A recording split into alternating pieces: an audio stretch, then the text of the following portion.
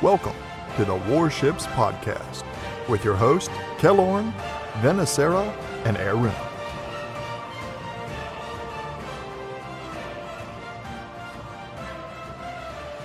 Hello and welcome to episode 110 of the Warships Podcast. I'm your host, Kellorn, and Venacera, Arun, and I welcome one of our all-time favorites back to the show. Great to see you again, Farazelleth. Thank you for having me again.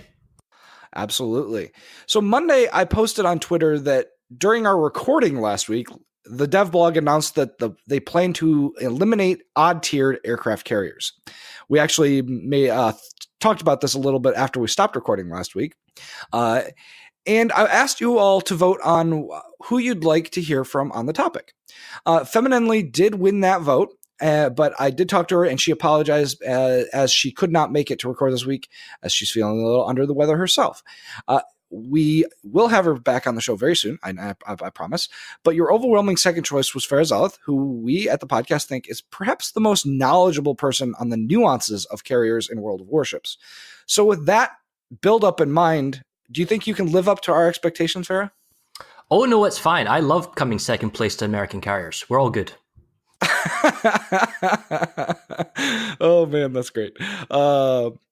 So before we jump into the kind of minutia of carrier tiering that they announced on the dev blog that kind of started this whole thing, Farah, you haven't been with us on the show since the carrier rework was announced. So I'd like to get your general impressions about the rework so far, kind of where it was when you first saw it, what your impressions are of playing it, and kind of how it's progressed through the couple of test sessions that we've had. Wow, that's a lot, but sure, absolutely.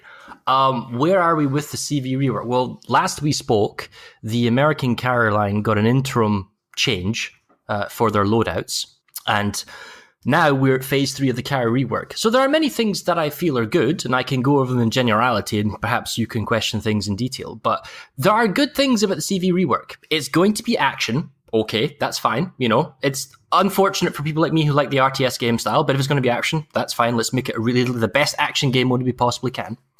So the good points, I really like how they've changed the plane health pools. It's not an all or nothing death mechanic. It now has an interactive health pool. I like how anti-air is now an interactive mechanic. It's not left click on the plane to kill. It's, areas and zones and that type of stuff. It's not actually aim the guns, but it's pretty good. I like the captain skill rework. Those are quite interesting different skills that they have. I like the ship module rework that they do. Those are interesting and have lots of different kind of setups and combinations, so that's pretty cool. The plane consumables is a really interesting mechanic that has been lacking, and that is a good positive thing. The additional balance option for planes is also something new. Like, we were always thinking, if they're going to introduce the Royal Navy or a third nation, how are they going to differentiate them? Because they've kind of pigeonholed the Japanese and the American ones. So what do?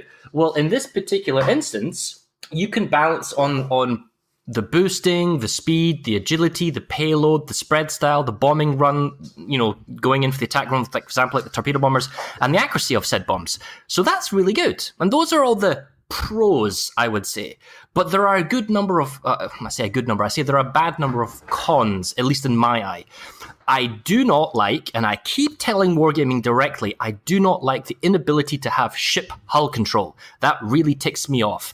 I don't like the fact that I can't control my ship. Now, Wargaming says, and man, anytime stop me here if I drone on, but Wargaming says that this is to prevent, and forgive the noise in the background, that's my puppy. Wargaming says that the reason that you have one control group is so that you don't get too overstressed. So it's either one ship or one plane wave. But if I'm trying to control my CV to micro or use consumables, I have to sacrifice the plane wave. And that's very, very, very irritating for me. And I can go back in that in more detail if you like. I don't like the fighter control. Wargaming said they wanted to focus on bombing, so fighter control was to help a teammate. But now there is actually still a fighter gameplay I've discovered, but it's very much direct fire control has been lost for a chase and deploy consumable mechanic. So that as I chase your planes, I deploy my consumable fighter with on-usability, and that then kills your bombers, and you can do nothing about it. So the AI is taken over, and that is not intuitive and dumb and really irritating. The Other elements are, the gameplay is shallow and repetitive. There's limited depth. It's just a damage farm simulator. There's no complexity. There's the inability of planes to scout torpedoes, so you can't really, even with just a single wave. I mean, it used to be like 8 waves, but now it's just a single wave, and you can't spot torpedoes, so you can't team assist in that sense either. And the ability to damage over time has also been heavily reduced. Maybe that's an anti-CV snipe mechanic or something. I'm not entirely sure. But there are other elements on balancing and tiers and ships I can go into if you'd like. But overall, those are the pros and cons I've come across so far. And unfortunately, the cons kind of outweigh the pros, because at the core element of the game, the core element that they are trying to work out, for me, is boring, it's shallow, and there's no complexity to it. And that's a damn shame. Anyway, thank you. Off soapbox. So I do want to dig into this quite a bit here. You dumped a huge range of things on us here, and one of the ones that has been kind of on my mind since we looked at this is, they have made a big deal about the idea of national identity in World Warships. So ships of the same nation have, if not similar things or identical things, but they have a theme that goes through all the ships in those lines. I feel like the carrier rework kind of they lose the national identity of the aircraft carriers, and there's no real symmetry between the national identity of the Japanese aircraft carriers with the Japanese ships, and same with the USN stuff. Farah, where are you at with the idea of national identity? And do you think it's important for it to be there? And what do you feel like they could do to give some national flavor to what we've got? Well, the problem with national identity is it's very difficult to balance. Like, the current system is the Japanese have smaller waves, but more of them. The American have larger waves, but fewer of them. Now, the inherent problems with this is that the plane loading time is on a per plane basis. So the American waves take a longer time to load. So if you've got multiple smaller waves, they all load simultaneously at the same time. So 12 torpedo bombers on the Hakuryu load faster than, say, 12 torpedo bombers on the Midway. So these are like reasons why balancing issues such as nations is very, very difficult to do. Now, currently on the rework system, they have the system is, you've got plane waves, you've got one big attack group, and you can attack multiple times with plane waves. But the Japanese system is, there's fewer planes to a wave, but there's more attacks. And the American system is more planes to a wave, but fewer attacks. Now, an example of this is the American plane wave is 3, the Japanese plane wave is 2, but the Americans only get to strike 3 times, the Japanese get to strike 4 times. Well, in a balancing system like that, where you think, well, everything kind of works out, the Japanese gets to attack more often, he can go for more targets, he can perhaps get more bloods, but that's not how it works, because you've got people who actively sink and use AA. Your 4th wave isn't going to live long enough to use the 4th wave. And what you want is a larger strike to have a more or greater odd of hitting a target. So the American system is clearly better. And there's no way you can balance or fix that, because that's just the way they've set the teams up. So balancing national flavor is very, very difficult. And I'm not entirely sure how wargaming can go about that. I mean, there are elements that they can try and balance rather than just the strike and the payload, such as the health of the planes or the agility or the maneuverability, because the Japanese were perhaps slightly more maneuverable. So that may be something, but they sacrifice health. The actual bombing payload could be different. There are other ways you could go about it, but I think the way that wargaming is currently going about it isn't the best way, if that makes sense. Farah, how do you feel about the other forms of attack, like the dive bombing and the rocket attacks, and how that might differentiate? Currently, I've seen it that the Americans get more rockets per payload, or they can have fewer. It's interesting about the rocket system they have on the Midway, for example. We have lots of rockets, and I mean lots of rockets with the Havar setup, or Tiny Tims, just a few rockets, like 2 big massive ones per ship that are hard to hit. And personally, I prefer the saturate the target and get some damage, but it's very much a DD farm simulator. That's the go-to weapon. Now that could be tweaked with balancing, but that's higher tier. At lower tier, you don't have torpedo bombers, for example, on the tier 4s. And it feels very difficult to do any meaningful damage with the rockets. And for the Japanese, they've been given armor-piercing dive bombs, and I assume this is for a balancing pass or to try things out. But the problem with that is that the AP bombs do no damage, or the amount of effort and involvement and skill and concentration to make a dive bombing run work, because you have to, essentially, they're elliptical drop patterns, so you have to come at them from behind because the nose isn't a good approach, and then all the ship has to do is turn, and because the way the flight mechanics work, when you try and turn to match the ship's turn, the aiming reticle balloons, plus the aiming system rubber bands on you and it bounces back and forth. So getting an accurate release is very difficult. And then when you drop the payload, the bombs, when you're turning, try and keep their initial momentum, so they don't necessarily go in the green circle. They kind of feel like they fly off to the side. So hitting with dive bombs is hard. And the HE ones are great because they splash damage, they do HE, they do fires, it's fine, and they do a lot of damage. And that obviously can be tweaked to balance. But the AP ones, sure, I get citadels, like 1 in every 10 hits or something, but I just feel so unrewarding when I get a good hit with a dive bombing. And rocket is just rocket spam. But the problem with the tier 4s is that it doesn't do currently anywhere near enough damage for a tier 4. And that kind of has me concerned because everyone is going to play the rework when it comes out, and everyone is going to play tier 4. And if the tier 4 carrier is not a good player experience, you're not going to retain players. And that's the whole point of the whole rework. I would like to agree with you on the dive bomber issue. The Japanese versus American ones, you deal the same amount of damage, Alpha Strike, except the American ones also start fires. And the worst part is that the Japanese ones only deal the same amount of damage as the American ones if you can get those citadels. If you don't get citadels, you deal less damage and you don't have any chance of setting fires. It feels really weird. But I'd like to talk about the negatives you mentioned earlier about, first of all, the ship control. How do you feel about you have the M button, you can still control the carrier with that.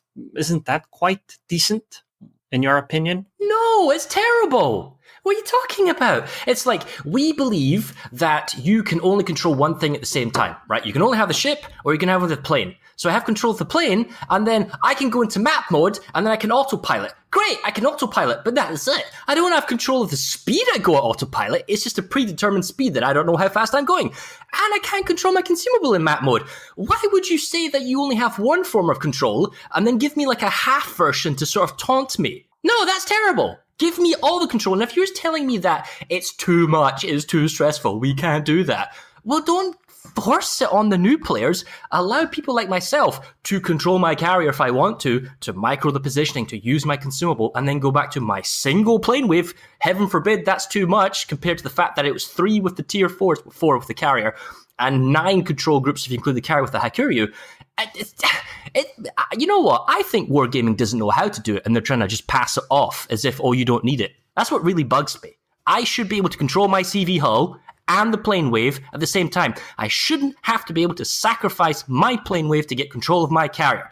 I'm a little bit frustrated because I've had many a game where I am flying out the planes and I have to fly all the way to the other side of the map to get a target or whatever, and yes, the planes are faster, but I still have to fly all the way over there, and then I say, oh look, there's a destroyer coming at me, or look, on the minimap, I'm under bomb attack. Well, I have to sacrifice the plane wave, then I get control of my carrier, then I can position to mitigate damage and broadsides, and I can pop my unused cap fighters or something, but I have to sacrifice the plane group. And then I can't then relaunch those same planes because my hangar isn't ready. The planes have to fly back, which means I have to select a different bombing plane if I want to take off again. It's really frustrating and dumb.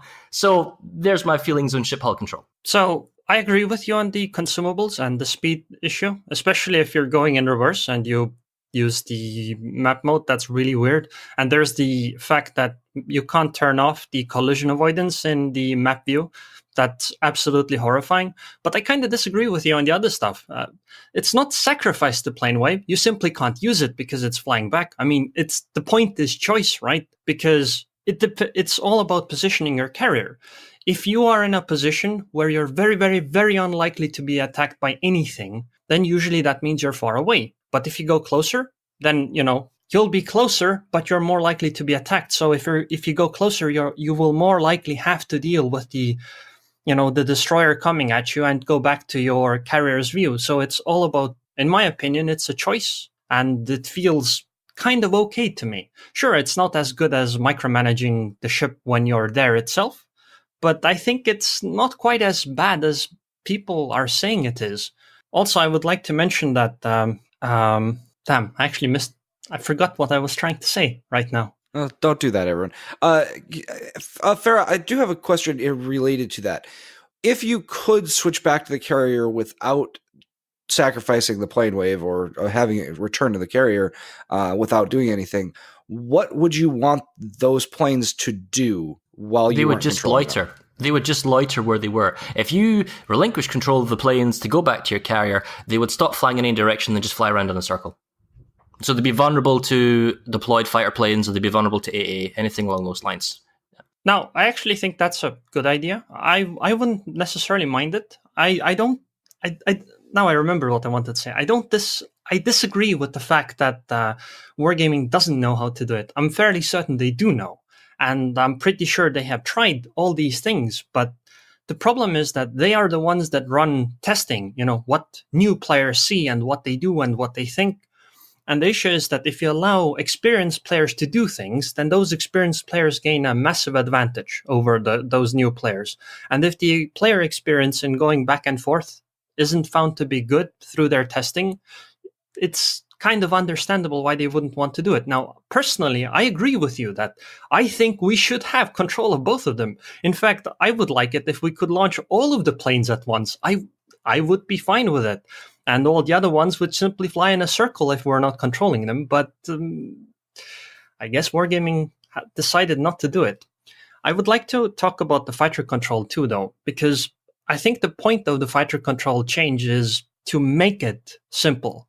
Because right now, the problem is that if an average carrier player runs into you, they don't get to actually play the game because you're so good at fighter control. And this is why basically fighter control has to be taken away from you. Because if you can control the fighters properly, it means the other carrier doesn't get to play the actual game. And it's frustrating for them.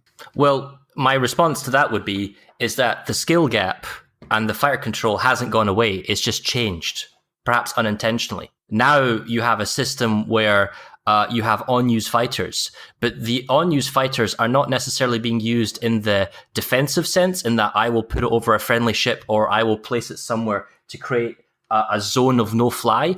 I've seen it being used offensively. So I have seen, because you get mixed tiers of CV carrier games, or even then, you just have the faster rocket planes. I've seen people fly it with them, seeing where your bombers are going, cut them off in a triangle, deploy the fighter mechanic along your flight path, and you fly then into fighters. Or they chase you and then drop fighters and they kill them all off.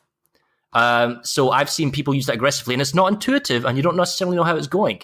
And then the AI takes over. So whatever system they put in at the moment, don't think fire control has gone away. It hasn't. It's still there. And people who master this and put focus into this, the skill gap is going to be still just as big from a new player and experienced player. I don't think it's going to be anywhere near as big. And the problem isn't really the skill gap. It's the fact that it's frustrating to play against. If all of my strikes get shot down when I play against you, it's not fun for me to play because I don't get to do anything in the game. Basically, everything I do is wasted. But I don't think that's quite the situation right now, because for that to happen, the other carrier would have to constantly switch plane types, and they only have 6 fighters they can use total, which means that eventually they'll simply run out of those fighters and they can't use them. That's true. No, don't get me wrong. There are limited consumables. That is true. But the problem is most random battles don't necessarily go that long, or they can still intercept and mess over with your one particular attack. It's going to be frustrating. And it's going to be even more frustrating probably in the lower tiers than necessarily say it is in the higher tiers. You might say that it's not a thing now. And if you talk about the current game system and the current live servers, there are always things that you can do if you are outdone by a stronger fighter opponent. But these things are inherently difficult to teach to people because there's no tutorial for this. Under the new system, you can still be somewhat griefed by a better player. It's not that fighters have gone away and you are free to bomb. If I want to, and it's you versus me, I know how to use the current fighter system to make your game less enjoyable and more miserable, because I know how to use the fighter system. And the current fighter system is more obscure than the old one, and it's much harder for you to, evade the kind of the fighter play at the moment against a good person.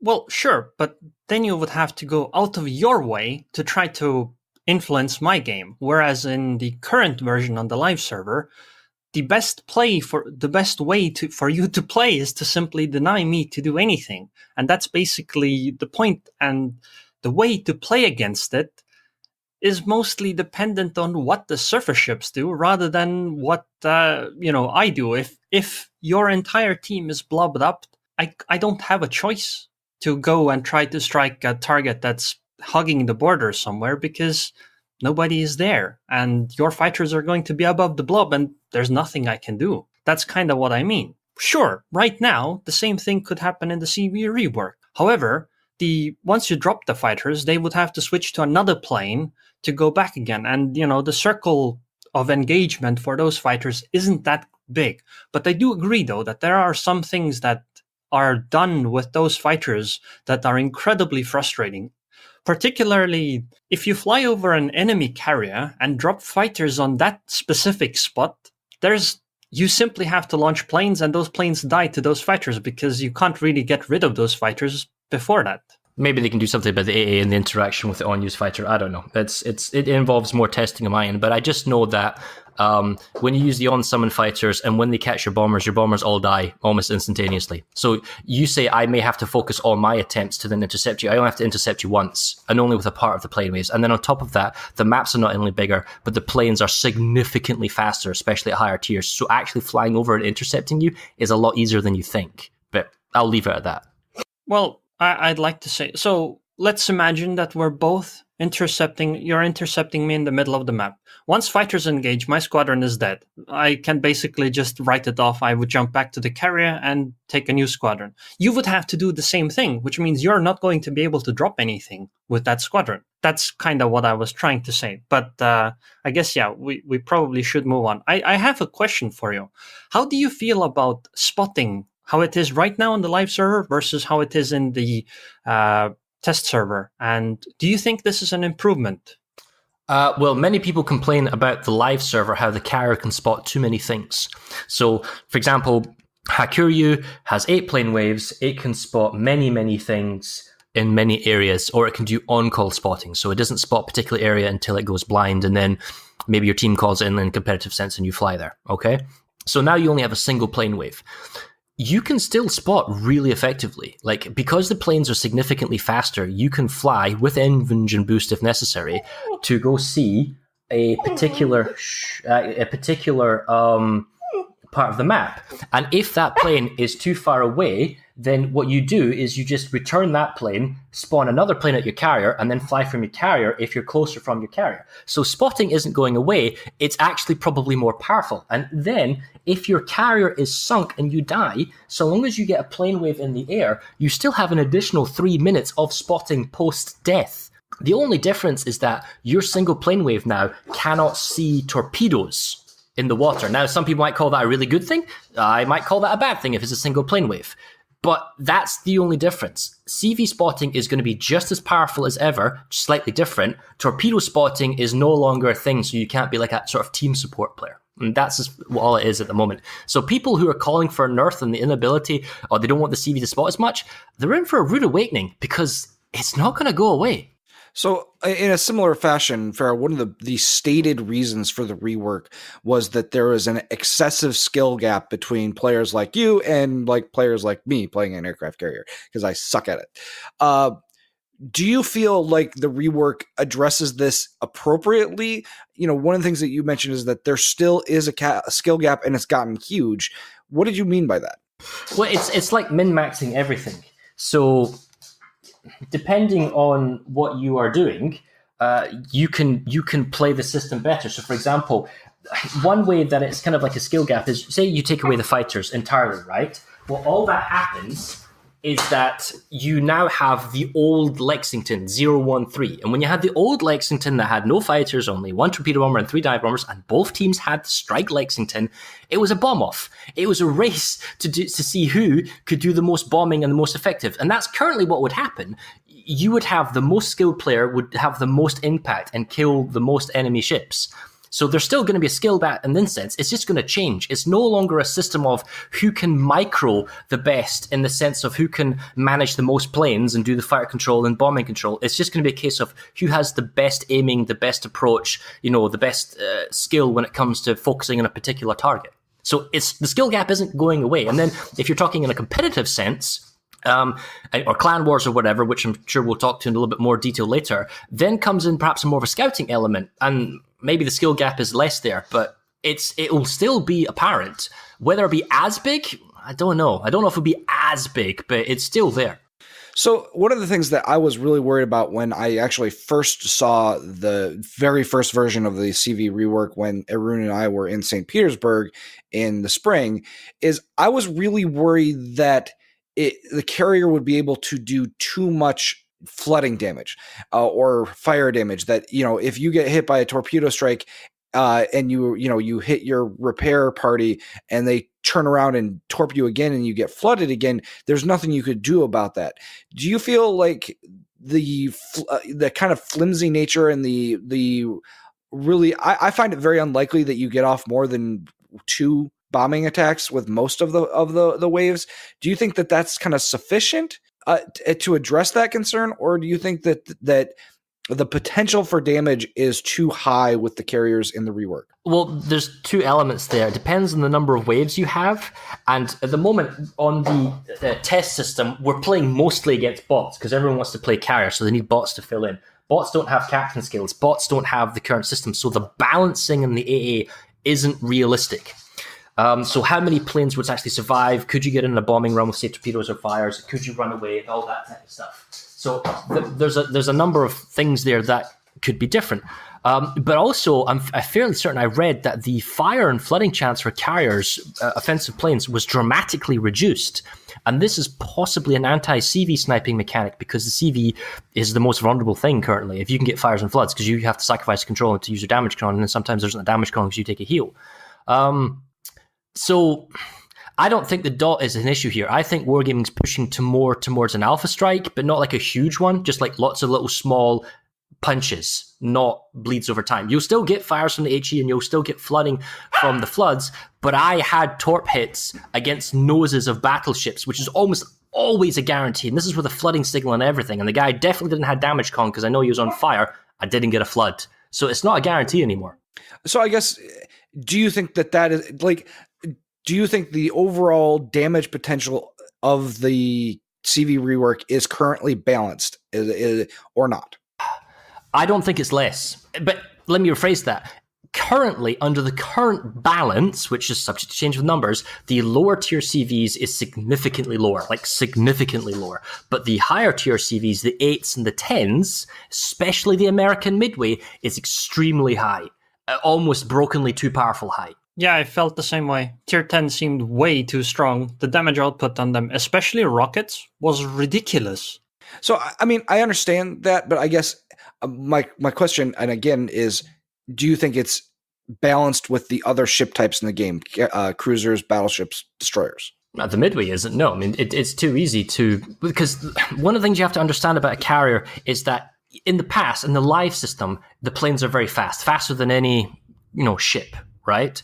And now they're even faster. So you can read the map, look at the map, and unlike any other ship, you can say who is the weakest person, who is the most vulnerable person. And it can be anyone in the entire team. You're not like, oh, I'm only on the west side. I can only deal with targets on the west side until I sail over to the east side.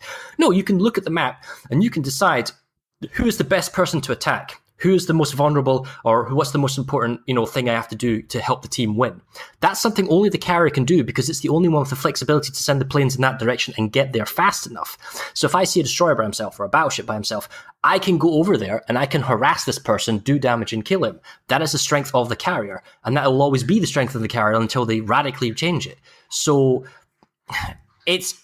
the carrier probably is a bit too powerful in what it currently does on live, and it's retained that, but slightly different on the new rework, if that makes sense. Yeah, I'd like to add some numbers. Midway, if you go for the speed stuff, the rocket planes go 348 knots with speed, with the boost thing. And I think torpedo bombers are like 248, and dive bombers are 248 as well. So they're really, really fast. And I do want to mention one thing, though. Earlier, we talked about Alpha Strike.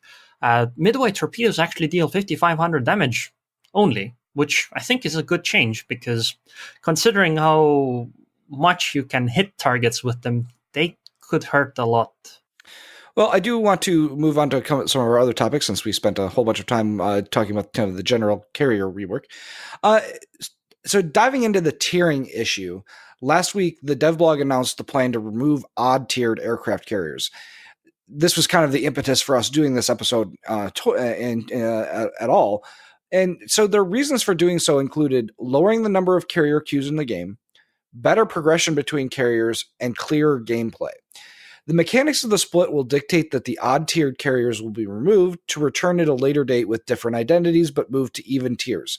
In other words, Zuiho will not be a Tier 5 carrier. It will be an alternate Tier 6 carrier alongside Ryujo. So, how does carrier gameplay get affected in general by this, Farah? And do you think that the reasons that they gave for removing the odd-tiered carriers are good ones? From a technical standpoint, you can't necessarily argue.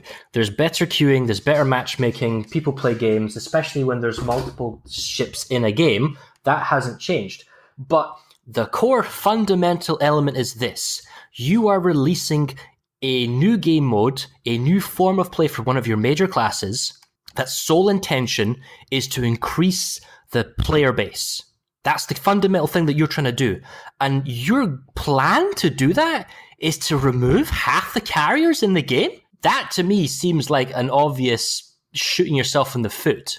Because currently there are 14, 15, 17 odd carriers. Anyway, the point is there's not as many carriers, including the premiums. And I like playing carriers as a carrier main, and I find, this is kind of boring or stale because there's only so many CVs and I can only play the Ryujo or the Hiryu or the Ranger so many times till I get bored. Well, if you're going to take away half of them and give me only 4 per nation, unless you add like the Royal Navy or you add other ships or other nation to your line, I'm bored. And the whole point of this is to retain new players. So I disapprove with it fundamentally, and it concerns me that they do not have the skill, the knowledge, or intention to figure out how to balance between the lines. I read the thing about the balance and how they did it because it was a case of we've got a 2 and a 3. We can't make a 2.5, so therefore we'll take out the middle tier. I get what they said there, but at the same time, that doesn't matter. You're removing half the CVs. I'm gonna stop. So Vanessa, I guess let's get back to you for a second. I'm kind of on board with Farah on this. Like, it seems like, I don't want to use the word lazy, but it doesn't. It seems like this is kind of a hack and slash kind of solution to balancing the carriers that we have in the game so far. Yeah, it almost strikes me a bit as kind of a piecemeal approach to it, because if you looked at the dev blog, they showed, we're going to have an alternative CV branch that kind of goes side by side. And they released a picture, which, by the way, they did show the Yorktown as an alternate. I did notice that today. Yes. And that really piqued my interest in that. But yeah, it does. I mean, I understand from a technical standpoint what they're trying to do, but it does it just doesn't look good. It's like one of those things that, okay, in practice, in workability, it may be good, but when you're sitting there and you're looking at the technical, loadout from tier 1 all the way to tier 10, and you're looking at the tree and every, odd tier is being skipped, it's odd. I thought the change was okay-ish if they didn't remove the CVs for a while. Like if they made the change immediately so that there would be a secondary branch immediately for the carriers, I probably wouldn't have any issues with it. But because they're not doing it, it's a big issue. And Farah actually pointed out one of the biggest problems with this change. You see, if tier 4 carriers aren't very fun to play, now you'll need to farm for tier 6 XP in them before you can get to the tier 6 one. So you'll have to play tier 4 even longer than you would normally. So I guess, Farah, getting back to you talked about it can get boring, and you talked to play one ship overall, and you talked about earlier that kind of the damage farm simulator, it gets a little stale after a while. What, in your mind, would make it interesting enough to play these ships enough to skip the tiers the way that they have it laid out? Like, is there a way to change the gameplay that is there to make it more interesting? That's difficult because that goes to the core of what the CV rework is. You get 3 control groups that you can only control one at a time. Do you allow... The problem is that you slip back into the process of allowing control of multiple groups at the same time. That's why where the diversity of the current CV system is. The number of fighter waves you get, the number of torpedo bomber or dive bomber or offensive waves, or things like that. That there's a depth and there's a complexity there which is vacant. So it's basically take off, fly out, bomb, take off, fly out, bomb, and there's no penalty for losing the planes. You just reload them again. There's no, so it's just the same thing again and again and again. I don't know how wargaming in their strive for action is going to make this interesting. I mean, I don't like necessarily the rocket attacks, and I don't necessarily like the dive bombing attacks. What I do like is the torpedo bomber attacks. I like the idea of, in the torpedo bombers, going in for your attack run, and it feels almost kind of narrow viewed, as if I'm like Luke Skywalker going through the tunnel, dropping the bombs, stay on target type of thing, because you get this battleship that's getting closer and closer. That's kind of exciting. I kind of like that. That's pretty good. If you could have more of that somehow, that would be enjoyable. But like playing the midway is great. Play the midway after 30 games. Are you still going to be as entertained? And I don't know, because in a current CV, there's 3 elements to the CV. There's the fighter control, the bombing control, and the scout or the team support control. Now you really only have 1 element that you do anymore. You don't do any of the other 3. And so, yeah, I don't know, man. That's difficult. Under the current system, that's really difficult to give you like a silver bullet to solve it. So one of the things that what I was actually surprised about when we got to do the actual test on the CV is that they were rocket attacks on the fighters. Now that is historically accurate. Fighters in World War II did carry rockets, and they did do rocket attacks on ships at various times, particularly destroyers and things like that during the Guadalcanal campaign. But when we saw it the first time, it was actually a strafing attack, and it looked really awesome. I don't know if you remember it, Arun, or not, but the strafing attack, you had all these shots that were like a wave across the water of bullets that would kind of wash across the ship. And I just thought that was a really cool idea, and it relied less on, you got a lot of hits regardless because, it's bullets instead of rockets. So the RNG element just didn't feel quite as prevalent as it did with the rocket attacks. I do remember, and I have to agree with what you're saying. I thought that when we in the first test, the rocket attack seemed really weak. Like the first test we had, recently. The rocket attacks didn't seem very powerful. It seemed really, really difficult to kill destroyers because, first of all, hitting them wasn't the easiest, and they didn't deal all that much damage, at least from my experience. And it did remind me of the strafing attacks, because those strafing attacks were really easy to hit, but they didn't hurt a huge amount. However, they looked really cool. Have to agree with that. I can't help feel that I'm playing an inferior version of World of Warplanes.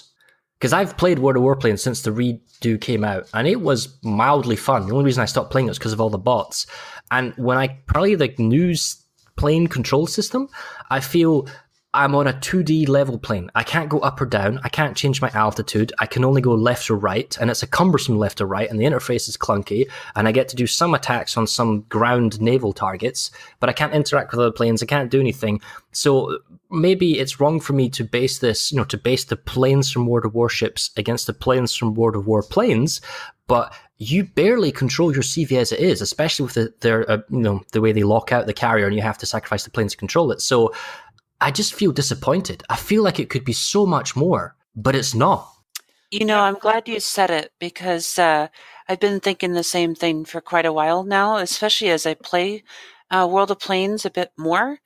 And, I know this was like, 4 or 5 years ago when they came out with this general premise or idea of what wargaming wanted to eventually do with all 3 games and kind of combine them. And I know that's a bit of a pipe dream, but I feel the exact same way. I'd like to say that I don't necessarily agree with the idea that the attack running is going to be too boring in World of Warships compared to, for example, fighting in other battleships, for example, because to me, the repetitiveness of the gameplay of both of them seems kind of similar. And I think if people are willing to play Yamato 100, 500, 1,000 games in a row, maybe playing Midway is kind of okay too. But on the topic of of it appearing like an inferior version of World of Warplanes, yeah, that's a very, very good point. And I do think if you take that into account, then we probably do need much, much more control of the CV itself. Like maybe do something with the secondaries, make it more interesting. I don't really know, but I have to agree that it's not different enough from World of Warplanes, and it's just worse. So there are also some other side effects to this change to carriers, with especially the removal of the odd-tiered carriers. The first one that I want to bring up is the fact that this will eliminate the so-called anchor divisions, where a carrier one tier lower is divisioned with two AA cruisers from a tier up. Farah, is the elimination of anchor divs a reason enough on its own to perpetuate the removal of the odd-tiered carriers? No. Oh, sorry. Did you want more? No. Short and sweet. Oh man. So I guess since we're on the topic of like anchor divs are a controversial topic, especially on the NA server.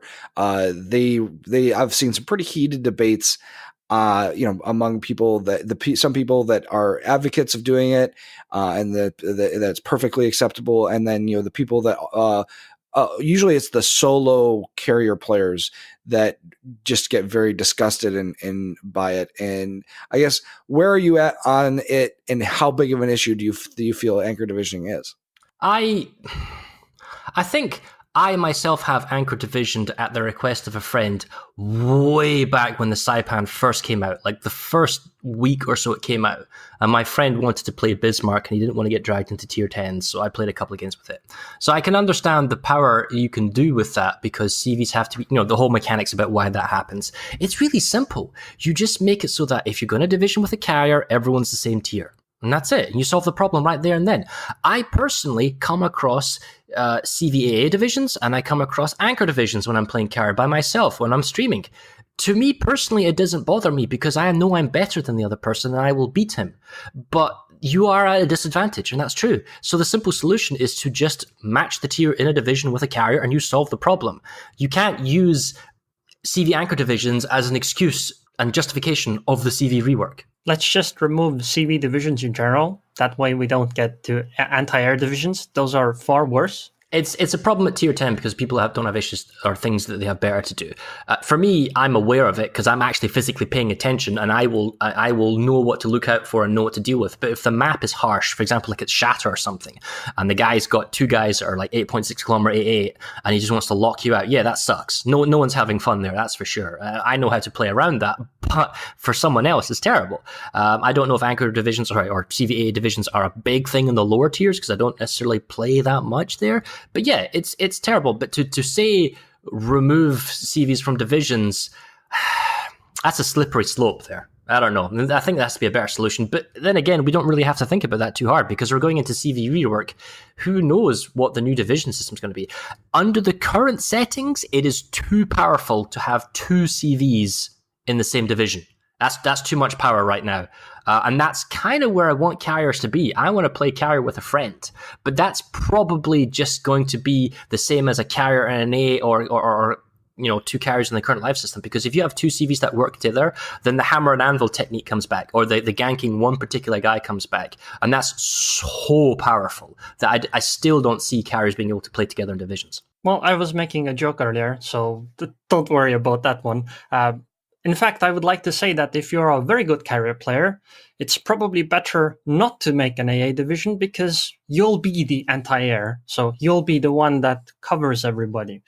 But I would really love it if Wargaming changed carriers in a way so that we could division with carriers. Not because I actually want to division with carriers, but if that's a possibility, then it means carriers will be as strong as, well, any other regular ship. And I think that should be the goal. just wanted to mention here a slight plug. This is something that I feel is missing. Working together in a carrier group. You just don't get that. In the earliest competitive, it used to be 9 versus 9 or 12 versus 12, and there used to be 2 carriers working together. And then it was just competitive. It was just 1 carrier versus 1 carrier. And that's the same in randoms. It's 1 versus 1 tier 8 or higher. Sometimes you get 2 CV games, but that's random battles, and you don't necessarily you're playing with, and you can't division. So you're very much an isolated person when it comes to playing carrier in groups, which is why, on Saturday there are strike groups where you play this is why I run the tournament competition where you play in groups of carriers with other ships and play together, because you don't get that anywhere else in Warships. And that's such a disappointment. I want to play with friends who also play carrier so we can work together as a strike group to play against the enemy team. It doesn't exist. Yet in World War II, that's what carriers became. They were strike groups that fought against each other, and we don't have that level of gameplay. And it's so much fun to do that when you do it in a training battle. And it's just like, come on, Wargaming, figure it out. Let me division with a CV so I can play with other people. Even if I choose to division with another CV, and therefore we can only go in, for example, into a random battle if there is an enemy double CV division. And yes, the queue times would be longer, but there has to be some kind of solution where I can play with a friend and enjoy it like that. I'm taking that day off of World of Warships because, good God, you running into you and a friend, that terrifies me. Like, I can only imagine what you guys would do to, isolated battleships and things. I mean, it would force group gameplay in a way that, you don't really get right now just by a very brutally Darwinian process, I guess. But yeah, I mean, I understand where you're going with, but at the same time, it's like, the only way I could see it fair is maybe, you could do it at tier 8 and lower, but, or something like that. Because the tier 10 carriers with the rework, they're still pretty powerful. It's been a long time since I've been playing World of Warships from the beginning, but am I right that there used to be 2 CVs at tier 10? Is that right? You Yes. were allowed to have 2 CVs at tier 10. I have a game on YouTube from very early in the open beta where I was in a Montana and 2 Hakuryus struck me. Yes. No, the game has come a long way. Yeah, the game has come a long way since then, because I remember the days before defensive fire and before strafing, and where the midway was king against the Hakuryu because of the strike capability, and then the double CVs. Yes, the amount of just combined firepower from 2 CVs in the tier 10 is colossal, and I fully appreciate the complications and reasons why it's single carrier, why they introduced defensive fire, why they introduced strafing and all those mechanics to mitigate the strike potential from a carrier and the sheer alpha you can get. Maybe with the CV rework, and maybe it's balanced, and maybe with reduced alpha per strike, you can get away with, multi CVs in the same, because currently they've got 3 CVs in the game on an enemy team. But it's in randoms, I guess people are not working together as effectively would be as in a division. But that's where I guess we all want to be. So another side effect of the elimination of odd-tiered carriers is the change to tier 7 premium carriers, Kaga and Saipan, which has been indicated they'll be moved to tier 8. And this kind of makes tier 8 a overwhelmingly diverse tier for aircraft carriers, while the other tiers kind of stagnate. So I guess, Farah, is this the right move to move the tier 7 premiums to tier 8 and have 6 carriers at that, or 8 carriers, or however many carriers we're going to have at tier 8, while the other ones just have a couple? Or would you rather see the tier 7s move to 6 and balance out the premiums a bit? See, I wonder if they're not down tiering the tier 7s because they're like, well, we don't want to make them weaker, or we don't want to pigeonhole them weaker, or if we make them a lower tier, more people will do a refund or something. I wonder if that's like the logic. Now, don't get me wrong, the Kaga can quite happily be a tier 8 from a 7. Yeah, it's big enough, plain reserves, you can argue that it could be a tier 8. I got no problem with that. The Saipan is most certainly not a tier 8. It wasn't a tier 7. It's a tier 6 at best, given its size. It already has super reduced plane capacity, and the only way they pushed it off as being a tier 7 is by giving it end-of-war really advanced planes. I'd much rather they can't because the Saipan is the Saipan. I'd rather they just make the Saipan a tier 6 or give us a different premium at tier 8. You've already got the Enterprise, so that's fine.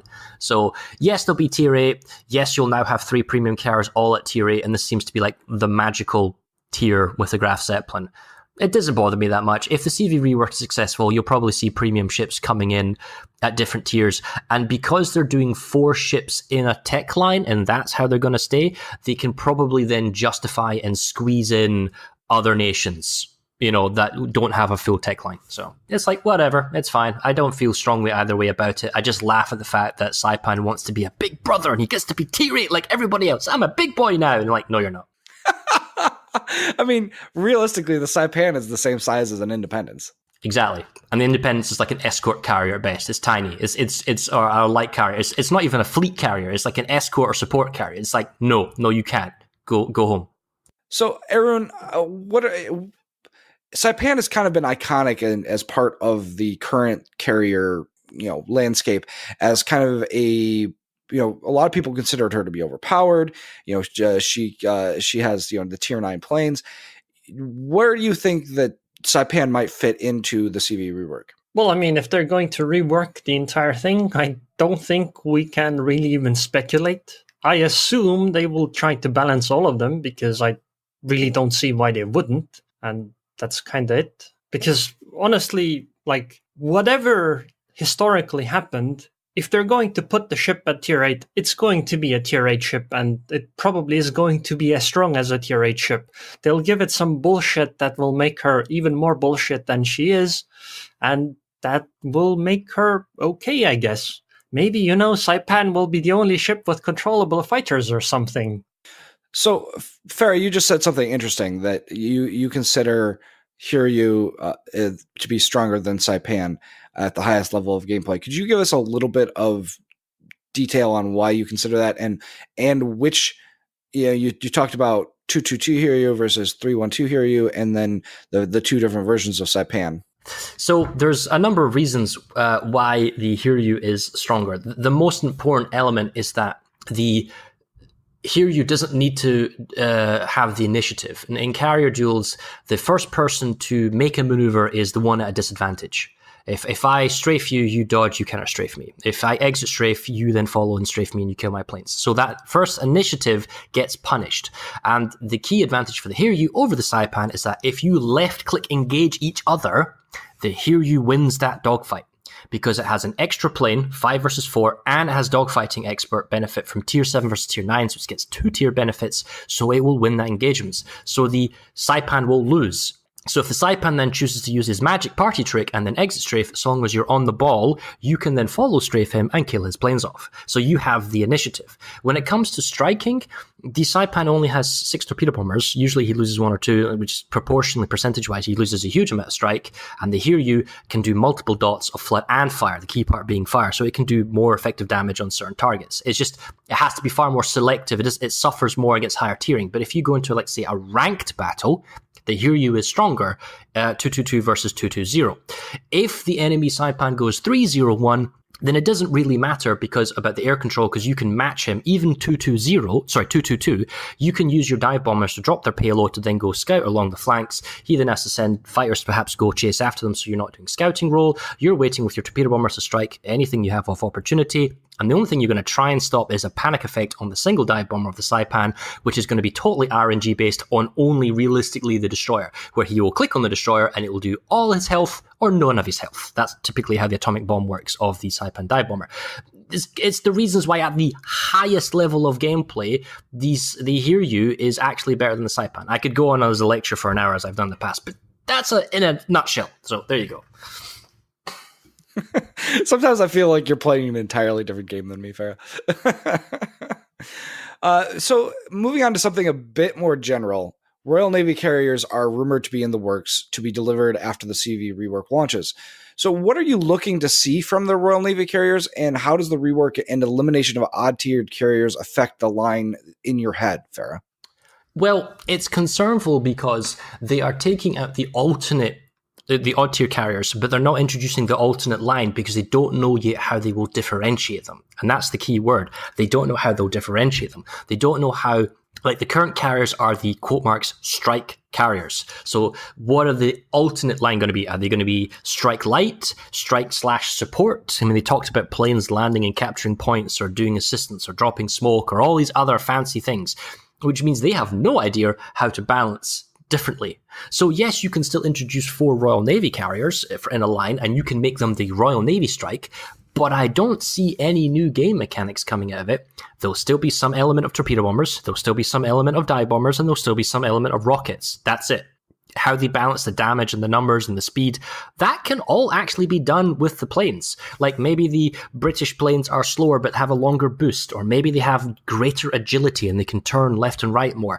There are lots of ways that you can balance the planes, and there's lots of ways that you can balance the ship. Maybe the Royal Navy carriers take longer to prep the plane waves, but they're far more resilient to attack because they're armored decks. You know, there are ways you can balance the stuff. I don't really see that being a problem, but it's still going to be as you know it now. It's going to be strike, and it's going to be with the rockets, the torpedoes, and the dive bombs. It's not going to be anything else other than that. So how do you think that Fairy Swordfish are going to do against the Bismarck? Well, the thing is, the Fairy Swordfish were in, 1940? 41. And yeah, I mean, we're going off down history lane here. The Fleet Air Arm wasn't as antiquated as you think it was. Yes, they had string bags, or, Fairy Swordfish, which they did in the Battle of Tarento when they were the first naval, harbor strike. And yes, they did it against the Tirpitz. And that actually probably saved them because the shellfire went through the thin skin, didn't actually detonate, so they could get the bombs off.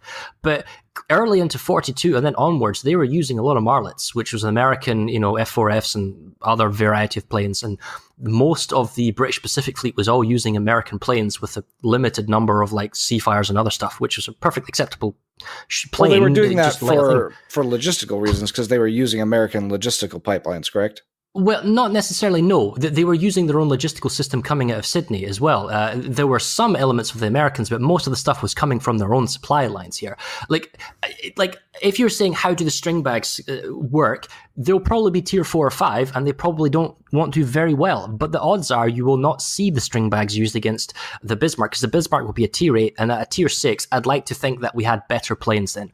Now, knowing wargaming, they will probably not go down the historical path of allowing British carriers to use American planes like they did. They'll probably pick some historical plane that happened to be the at-tier plane that never got used. So there will be string bag planes, but they won't necessarily be at that tier. So I don't think that'll be a thing. Also, considering historically, if you look at their efforts during the Channel Dash against the Scharnhorst and Gneisenau, didn't fare too well the second time around, because by that time the Germans were ready, AA-wise, against anything like that.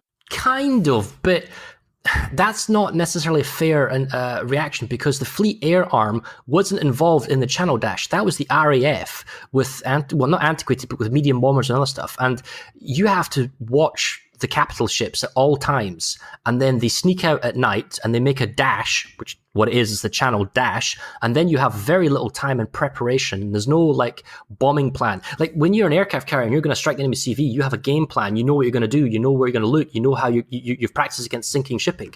Against capital ships, you may or may not have practice against this type of thing as being coastal command. So it's not necessarily a fair assumption. Plus, Adolf Galland, who was the fighter general in command of Luftwaffe, took personal control of the air escort for the battleships as they went over. So they had exceptional air cover at all times because he used a rotational fighter cover system too. So you can't necessarily compare Fleet Air Arm planes against the Channel Dash of the Gneisenau and Scharnhorst, because it's not the same thing. It's like apples and oranges, if you know what I mean, without being too harsh.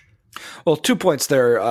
Now we're down history lane and we're digging in the rabbit hole quickly. First, the Americans and their heavy bombers from the Air Force did not fare well against shipping, especially early in the war. B-17s were used in the Guadalcanal campaign against ships and were basically ineffective against naval units of the IJN.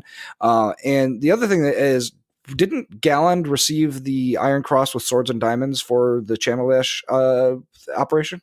I don't know where it already got, and Hitler was very happy that a mine hit his Gneisenau, I believe it was. But it went off well. From an air cover point of view and a logistical point of view, it went really well from the German side.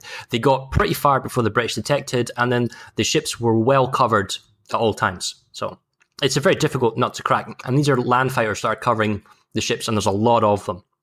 Not something you can do with a cap. I have to think that would make a pretty good movie. As far as like maybe not from, a Western propaganda type of thing, but it was a really interesting operation and a really well done conclusion. make a good scenario in game too. Why haven't I seen a movie about the Battle of Jutland? I want to see that one first, and then we can have the movie about the Channel Dash. Well, there was quite a bit of explosions that happened in Jutland, but so season 4 of Clan Battles started last night, and frankly, we had a blast messing around in ZR with silly comps and craziness and yelling and all sorts of weird things. But that said, the meta really hasn't solidified and probably won't for at least another week or two, as the effects of Stalingrads in the game is still being kind of evaluated and what they're going to be. Farah, this may be the last season that we see carriers excluded from clan battles. So how does the CV rework affect the viability of carriers in clan battles specifically? And do you think that they'll be worth the slot? And when and if the meta changes happen again after their addition? Will they be worth at least one spot? Absolutely.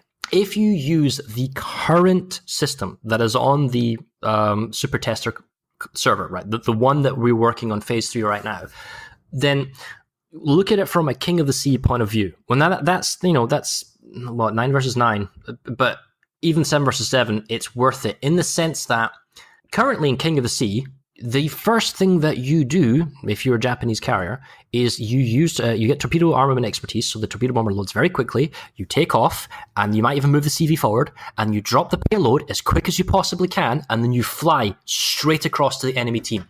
And the reason you do that is that it is fundamentally important to your team's composition to know where the enemy team is going. Where are his destroyers? How is his cruisers positioning? Where are the battleships going? Can we catch a cruiser out early who's trying to position behind an island? Those first spots are critical. And now with the current system where planes instant take off, don't need to drop their bomb load, and can warp speed over to the enemy team at 340 knots, it's insane. So that's an incredible amount of early warning, spotting, control. Plus, the carriers now don't have a plane capacity, so you don't have to worry about ever running out of planes. So you'll always be able to take off and either A, always be able to attack, which doesn't happen in King of the Sea because you run out and get bled dry, or B, you'll always be able to, as I say, spot on demand. Maybe I have planes on the east side of the map, I need to spot the west side of the map, so I just hit the F button, that instantly returns the planes on the west, the other side, and then I can just take off another set of planes on my carrier and then fly them over to where they need to be seen. So from a scouting point of view, it's golden. You have a huge amount of influence. And then from a bombing point of view, well, that depends. How much do people insert into AA? What is the balancing of AA? How do the current AA mechanics work? Can you still attack targets that are at full health? Maybe not. Maybe you harass somebody that has used a damage con, because you can probably get in with that first wave and try and get a fire or a flood. Or, maybe you try and go after someone that's low and that type of thing. I just see there's too much flexibility in use in a clan battle or a King of the Sea, which are essentially the same thing, just one's a team of 7 and one's a team of 9, being too useful. I don't see how having an extra Stalingrad or an extra cruiser makes up for the fact it's, without CV, it'd be that American meme all over again when you don't take the CV. That's probably what happened. What do you think will be the effect? I guess I think that you'll see a lot of cruisers and however many battleships you're allowed to have in clan battles after the CV rework. But do you think that we will see fewer destroyers and potentially going with the full no destroyer comps again because you have carriers in after the CV rework? It depends how powerful the AA on the destroyer can be, because currently at tier 10, destroyers that are AA spec'd can kill off your plane waves, your tier 8 plane waves very, very quickly, if not instantly. So all ships, even ones that are not technically AA ships, will be AA spec'd in King of the Sea and will kill off the plane wave. So, and the problem is you could be very devious because you can turn off your AA if you know the planes are incoming, because you can see them by other means. Lure the plane in until it gets to your air detection range, and then turn your AA on. And then by the time my lag catches up and my plane say, "Oh, we're under attack," and then I tell them to fly away, I've already been in your kill zone sufficiently long enough that all the planes are dead and I can't escape. And that's especially true of the Worcester, but destroyers as well. So it's going to come down to how strong the AA on the destroyers are, because the other CV, he's not going to necessarily be able to protect that destroyer. However, and I say this again, if you're pushing a cap, it might still be possible, because a destroyer might butt reverse into the cap, and as the carrier player, I might fly over my friendly destroyer, pop a friendly fighter, and then fly away. If if the other team then flies their bomber in to spot that destroyer, he gets harassed by the defending fighters. So it's not over yet. There's still an element of fire control. There's still an element of scouting. I just don't see it not being there. And I just say it's too early to say whether or not a class is eliminated because the carrier is introduced. I would actually argue that carriers would probably be the first ship you would pick. So even if it were a 1 versus 1, you would pick the CV because the CV can strike early and from far away. Because right now you even get torpedoes from 8 kilometers, which means that you can... and the worst part is that the plane concealment is actually less than that distance, which means that it's possible to simply force enemy ships to move with those torpedo bombers, because if they can see the planes come in or, catch a glimpse of them, they will know, oh, he might have dropped torpedoes right here, and because of that, they need to move. That's actually an interesting point. One of the counterintuitive techniques when you play carrier and competitive in King of the Sea is to not take torpedo acceleration. Normally, you don't take torpedo acceleration if you only have a single torpedo bomber wave, so that's like Essex and below. But if you have multiple torpedo bomber waves and you want to hit destroyers, you normally take torpedo acceleration so you can cross-drop or hammer and anvil stuff. In King of the Sea, what you actually do is not take torpedo acceleration, so that you can increase the range of the torpedo drops. So what I would do is if I see an enemy smoke in a cap of some sorts, I will drop at the absolute maximum range, and the torps will, condense and narrow in, especially as the Japanese ones. And then frequently I'll get lucky and I'll get a little clip, I'll get a little hit, I'll get a flood here and there every once in a while, not every game, but it can happen. And that's because I've got the extra range, and people don't necessarily defensive fire at the range that the planes drop their payload, and it's much harder for fighters to stop them as well. So that might actually still be a thing on the new system, under the new King of the Sea or under the new Clan Wars. You may see people dropping at maximum distance just to not be harassed. So, Farah, does the idea of playing the CV rework carrier in a clan battle or King of the Sea configuration excite you? Does that make you like, hey, I want to do that? Bizarrely enough, even though I absolutely detest the system in randoms, yeah, it does. I'm actually kind of excited to see the current system in a properly competitive King of the Sea /ranked, to see whether or not I'm actually any good anymore at carriers, or whether or not I get relegated and removed from Omni and put into some other clan. Who knows? But the point is, I am actually excited to play it in a competitive scenario. That's what it sounded like to me, so I did want to kind of get that out there. I do think it's kind of cool that even though that there are aspects of the gameplay that are generally considered to be suboptimal, there is still some hope for interesting gameplay there. I actually have a question to you, Farah, about the anti-air, particularly flak. I'd like to know what you think about it, because I noticed that not in this current test, but the test before this, I was flying as a Hakuryu, and I was flying against 2 tier 8 destroyers. I don't remember what DDs they were, but they were tier 8 destroyers. And I noticed that I didn't bother to dodge any of the flak, and I noticed that I could basically only drop once. And when I finished that one drop, when I did the turnaround, flak basically finished my planes off. What do you think about the anti-air system in the rework? As I understand it, there are 2 elements to the anti-air. There is the aura damage, where your planes will constantly take X amount of damage, depending on the AA guns of the light and medium range and the captain skills and the modules and all that type of stuff, up to a medium range. So when you're inside that aura, you're always taking health. And because you now have a plain HP pool, rather than it's a dice roll, all or nothing, then you can see your planes reducing in health, and then you can either regenerate the health in some instances, or you try and fly out. However, as I understand it, at the long-range guns, you don't take any damage. That is all flak clouds, and you trying to dodge the flak clouds. Now, unfortunately, the planes are not the most maneuverable things in the world, so you might find that you fly into a flak cloud that you can't dodge. But I have found that if I am just purely trying to scout a target, now, admittedly, this is against bots and against people who necessarily AA focused and don't have lots of flak clouds, and I'm certain, like under defensive or some sort of mechanic, the number of flak clouds would dramatically increase, especially with the aura and the zones of AA. I found it very, very easy to spot ships. I would fly and stay in the maximum range. I would stay outside of the medium AA range so that I wouldn't naturally just lose the planes, and I would just fly around in circles, outside, in the long range AA, plane spotting them, and they couldn't kill them. That's especially true of destroyers as well. So that's to be seen. But On the current live system, if I fly in any form of your AA, my planes just die because you defensive fire, or they just lose the dice rolls because the AA is so incredibly hostile under the current planes. But under this current system, I can spot you and scout you, and so long as I don't go into your mid-range AA, I can probably keep you perma-spotted for a very long time. So we do have a bonus topic today. I do have an anonymous source that gave me this particular bonus topic, and I want to ask you guys about the idea of campaigns to earn steel being sold in the premium shop. I have concerns about this myself, but I want to hear what you guys have to think about the idea of campaigns being available for sale for real life dollars in the shop to earn steel. Can I not pay just a little bit more money to not do the campaign and just get the steel directly? Yeah, I don't like this idea. You're spending money to get a mission to then get steel. I'm hearing that correct? That is the question that we're asked about what you guys' thoughts were, if you think that that's because it's pretty controversial on Reddit and on the forums and stuff right now.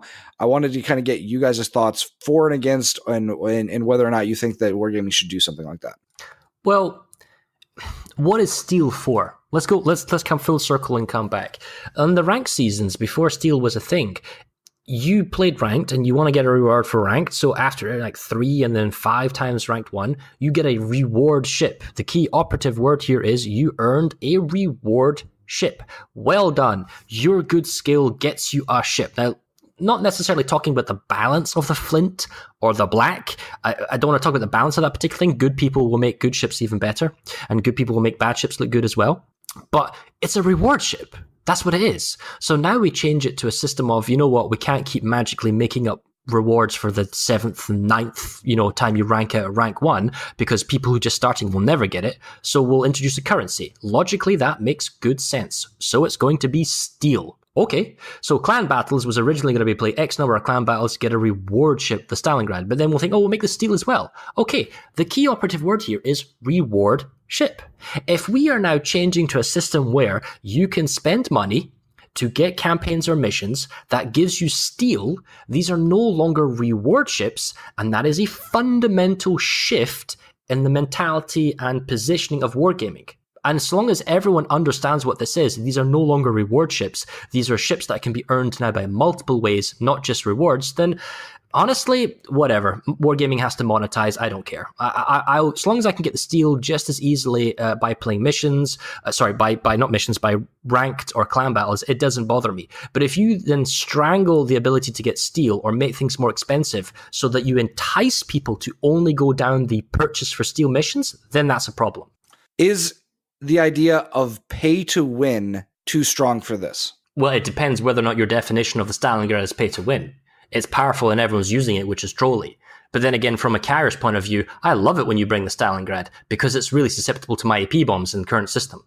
And so it's kind of it's a mixed bag, The balancing of these ships needs to be really, really good. So it's not considered pay to win. So the level on that is, okay, if what you are paying for, what level of effort do you have to put in to get said steel in return? So if I go to the shop, I pay X amount of money to get this mission. I do that mission and the mission is just, so like stupid easy, then that's, in my opinion, pay to win. However, if it is an incredible amount of effort on the level of doing like a ranked season's worth or a clan battles season worth of effort, and then you get a little bit of steel, then I wouldn't necessarily say that's pay to win. But the fact that you're paying for this, I would rather just see it, you earn it in game, and you have to put a substantial amount of effort to equate it to what you have to do in clan battles and ranked. I really don't like the fact that you have to buy these missions. I like the idea that we have other sources of steel. That's, in my opinion, a great idea. Doesn't really matter what the campaigns, what they are, especially if they're sufficiently difficult enough or at least take some effort. but I really, really, really dislike the fact that you have to purchase these. That seems like, well, they're just selling steel directly. And that kind of ruins the purpose of it. Isn't that just, doubloons with another name? Well, think of it this way. What if I give you a Halsey mission, the Halsey chain or the Yamamoto chain, but not specifically those campaign chains, but something of equal depth, complexity, where there's lots of missions at phase 1, there's lots of missions in phase 2, and all the missions in phase 1 perhaps give you a small trickle amount of steel and some flags or some other type of like medium reward. You complete one stage and then you get a big block of steel. And so that way it's engaging you in the game. You're playing different missions, you're playing different styles, you're having to do different things in different classes. It's engaging. And as we know from the Halsey and from the Yamamoto campaigns, some of them are not necessarily easy, some of them are quite situational, and all of them involve you playing different classes. If I was to pay X amount of money to unlock that length and depth of a campaign trail, you know what? I honestly feel I wouldn't mind. I mean, someone who's chosen to spend money and is choosing to do missions of said complexity and they're getting stuff out of it. Is that any different to buying signals with doubloons like you currently can? I probably don't think so. I would agree with you if you couldn't buy tier 10 ships with steel. I would be okay with any other tier ships being available for steel in that case, but I really dislike the fact that this is basically a way to buy, tier 10 ships with money. So I have fundamental problems with the idea of the idea of these New Year's events, of having in-game events that are not related to competitive modes that give steel. Because it's kind of a slap in the face to the fact of all the ranked seasons that I've done, all the clan battles and stuff that I've done to earn those things. Yes, we got it first, quote unquote, but to devalue the rewards that we have earned by doing the things that we do, that's just a slap in the face and makes me think, oh, why do I want to go play clan battles? Like, what's the point of playing clan battles and earning the steel, earning a unique thing? That's a giant lure of clan battles. Yes, it is fun to go and compete. Yes, but I want there to be something to earn at the end of it. And for me, it's not enough just to go compete. I want to earn something. And if you're going to devalue what I earn because you're going to sell it in the shop or you're going to give it away in a mission, I have a problem with that. That just doesn't sit well with me. Good, because, what doesn't sit well with me is the fact that there are these heavier rewards gated behind clan battles too. If I was to play devil's advocate for a brief moment, and under my circumstances, I have all the steel ships because I'm a heavy player of World of Warships. And the beef Bourguignon has come out, and I'm just not enough steel. I'm a few thousand away, and it would involve me playing the clan battles again, which I'll do anyway, and then maybe a little bit ranked, and then I could get it. So in that scenario, I'm liking, well, you know what? I could buy the campaign, and I could play the missions, and then I know that eventually I have a system in place where I could get enough steel without having to play clan battles. And I guess it comes down to, how do you want these steel ships to be rewarded? Are they purely from a ranked or competitive or in-game only point of view, or can I unlock quest chains to finish off and give myself enough steel? Because you can see how the argument might go both ways. I see what you're seeing. I see what you are saying, Farah. And really, it's going to come down to what we talked about last week: is how much steel are we talking about? If it's there was a rumor floating around this week that it was going to be 12,000 steel. I have a problem with that. That's an entire clan battle season. That's 3 ranked seasons worth of steel out of one thing to be able to do. That is just way beyond the limits of what I expect. Now, if it's 3,000 steel and you can use it the way you're talking about, get one ship, like get a flint or something that isn't like one of the end game tier 10 types of things, or it's you're going to get a little extra so you can get something that you are working your way towards. That I would be okay with. But the problem that I have is the idea that you could earn like massive amounts of steel through buying it out of the premium shop or earning it in game without having to do competitive modes. Or if said, campaign is, you have to do 3 ranked seasons worth of effort and content in that time frame, then I think I would be a little more cool with that, because like, how on earth is anyone going to be able to do that if that is the potential? I mean, like, seriously though, if you have to put in an insane amount of effort, would that change your opinion on it? Are you asking me, Vanessa? Yes. It would and it wouldn't. I think that it's one of those things where it's fine and dandy to say, if you're going to do something like that and put in a really long campaign, but when you look at how long it takes the average person to do a campaign like the Halsey campaign or a campaign like the Yamamoto campaign, I did not get the impression from the way that it has been phrased that the missions are going to be unlimited in length. And if you're going to sell missions to get steel, and it's going to be an extremely long campaign, and you don't make it unlimited in length, then I think you start running into legal liabilities about not delivering what somebody paid for. And so the question then becomes am I okay with people them selling a steel campaign mission, even of the length you're talking about, that they have to do a lot of effort to get, and having it be unlimited in length? And I don't know how I feel about that. Well, I know, kind of an analogous, looking at World of Planes right now, trying to unlock, the B-17 and work through those missions. Well, I was trying to do that, over the Thanksgiving holiday, and, you had to spend money to get tokens, spend 5 tokens to, get the plans to start the mission. And then you had like 24 hours to go through and do like each mission. Well, yeah, no, I didn't have enough time to do it. And now, like, I've lost it. I'd like have to rebuy it again. And so, yeah, it's really frustrating, but I'm almost wondering if they're kind of looking at another game and might do something that's similar based on that. Well, that system does sound pretty horrible, but I'd like to address Kelleran's point about needing something more to do clan battles. I mean, people asked for clan battles because they wanted to play with their friends. Now you can do it. So why is it that we need to gate these really powerful ships behind those things? I don't really like it. I think it's much better that it's available for, well, everybody, or at least more people. And I think in that sense, giving away steel is good. So I just don't like that you pay for it.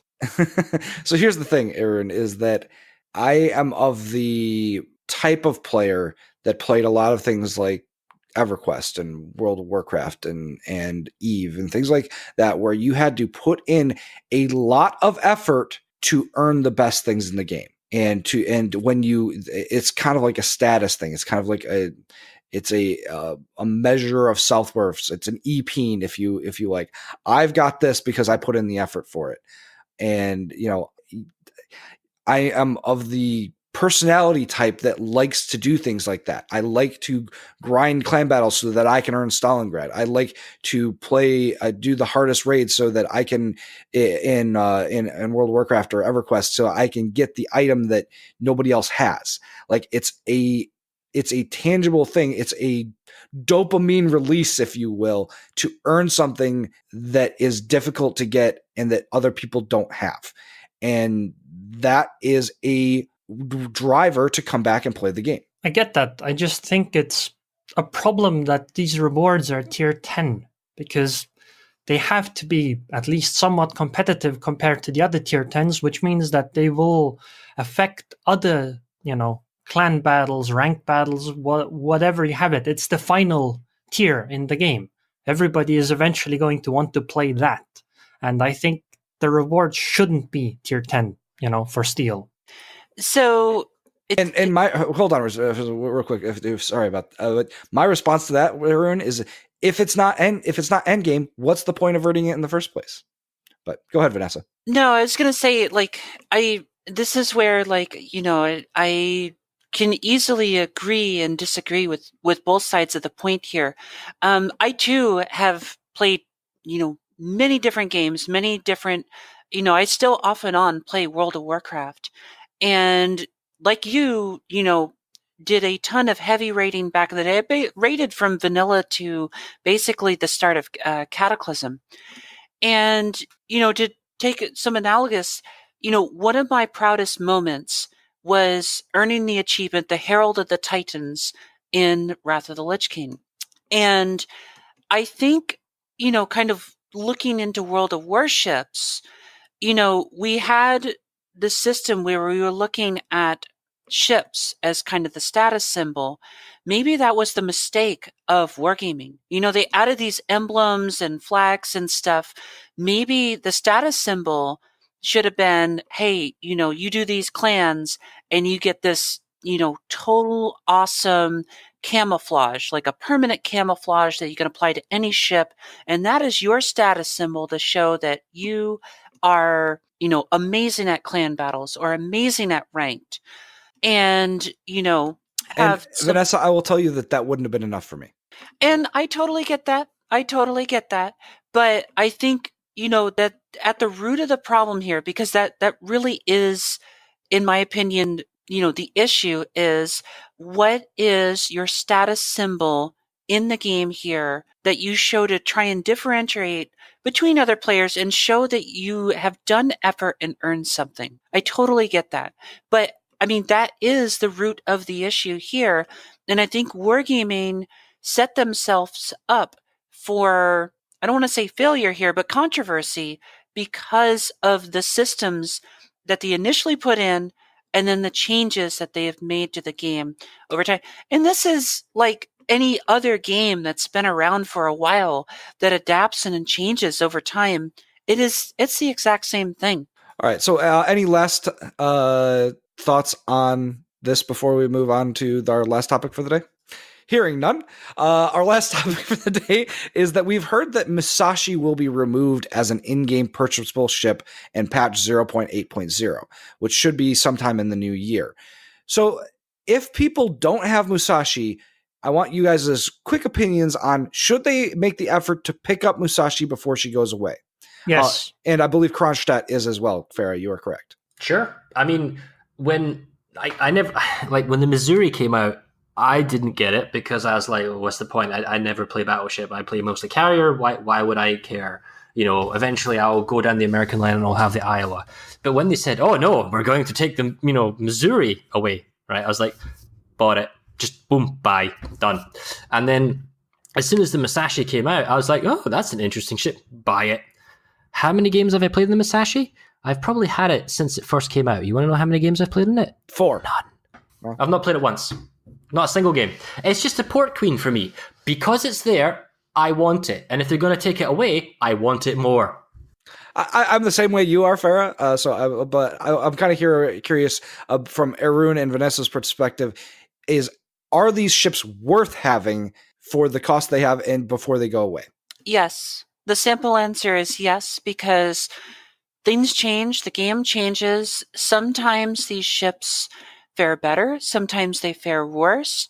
But I know so when I played, the World of Tanks beta, and then I stopped playing World of Tanks. And there are tanks in that game that you can no longer get, that I wish that I had, and I wish that I would have continued at least, that I wish I would have at least been around at the time to go, this might be good to have, even if I don't play it much. And even if I'm not really serious in the World of Tanks, I at least log in every once in a while and play a couple rounds. And, it's fun to just kind of, whatever.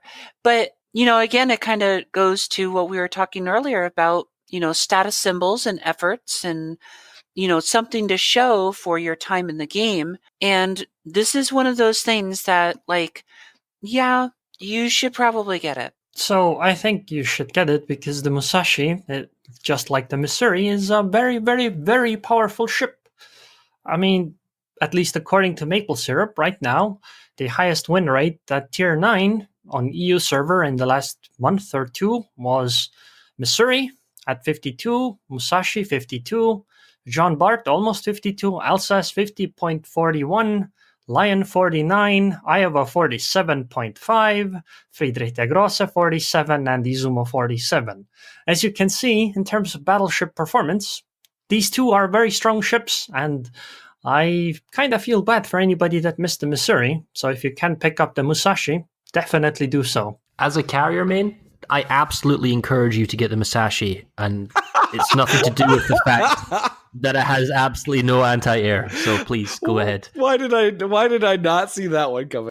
Oh, that was awesome. Well, thank you very much for being on the show today, Farah. You provided a range of opinions. I think we had a lot of pretty interesting discussion. Was there any one point that you wanted to reiterate before we were done, or any questions that you wanted to ask of us, kind of as non-carrier players, before we close it down for the day? Maybe two. One is, how do you feel playing the tier 4 carriers and the tier 6 carriers at the beginning of the rework? Is it enjoyable? Do you like it? Does it keep you entertained after a number of battles? That's number one. And then the second one is, give me CV hull control. For the love of, give me control. Thank you. And those are the two things. I guess I'm going to have to put the explicit wording on this episode. But Aaron, why don't we get your responses to Farah first? I'd like CV hull control too, to some degree at least. And I forgot what the rest was. Were you entertained by tier 4 and tier 6 carriers long enough to get through them? It's hard to say because I've only played a single match in them. I do say that at least at tier 10 and tier 8, I could just keep playing them for a very long time in a row. It didn't get too boring for me. Vanessa, what's your thoughts? Honestly, no. I didn't really enjoy it. To be honest, I would rather just load up, World of Planes and play that for a little bit. Someone who literally lives and breathes aviation and works in the freaking industry. I don't know. I don't know what wargaming, I don't know the answer, and I don't know what they can do to try and spice it up. So yeah, and I totally agree. I remember the first couple of matches is do I really have to depend on autopilot and switching back and forth between the map to move my carrier? Yeah, it's horrible. I do not like it. Totally agree. You need better CV hull control. So like I said, I was not able to get into this last round of testing. My account was giving me some trouble.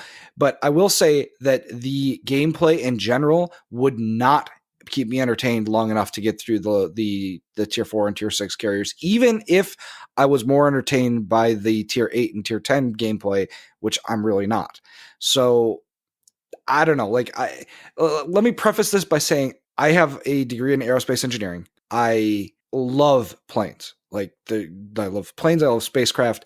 I am in some ways more entertained and like planes more than I like ships, but I do not like the gameplay. I do not like the way that it works. And, part of it is that the frustration element for me of how badly they gate the way that the planes move and react, because it is not anywhere close to reality in terms of those things. So, I guess taking all that into consideration, Farah, does that align with where you're at, or what aligns with what you're at, and what did you find surprising about our responses? I'm kind of not glad, because nobody wins when the CV rework is bad, but it is disparaging for me to see people say the CV rework is great or it's good, and people have ulterior motives, because I know many people don't like the current carrier gameplay on live servers,